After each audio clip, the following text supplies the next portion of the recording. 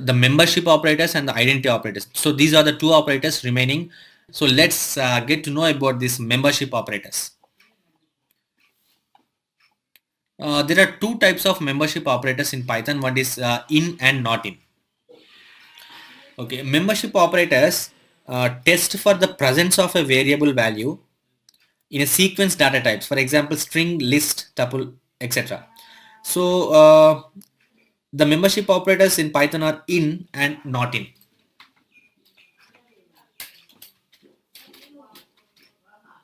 In and not in. So let's let's know what is in and how it is used. Let's know a simple example for this.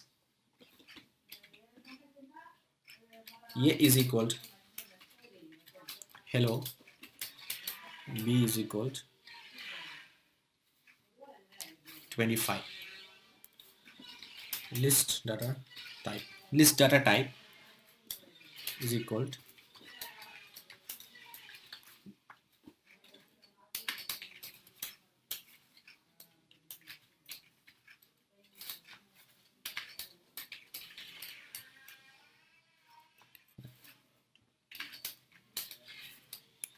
42. So we need to check whether A in list data type. Of course, the value of a variable a was hello. We are checking that whether this variable, whether this value hello exists in this list data type. Hello, of course, and hence it was printed as true. Similar with, and also check with not in. A not in list data type. False, because we have the value of a exists in list data type, and hence the result should be true. But we also check that by using not in operator whether a not in list data type. No, of course a exists, and hence the result was false. And the last operator section in Python was identity operators. So what are the identity operators exist in Python? They are is, comma, is not. So these are the two identity operators that exist in Python as a membership operators. So let's see each an example for this. Apart from that, what is identity operators? Identity operators are used to compare memory locations of two variables or two objects. As we know, everything is an object in Python. So let's declare two variables.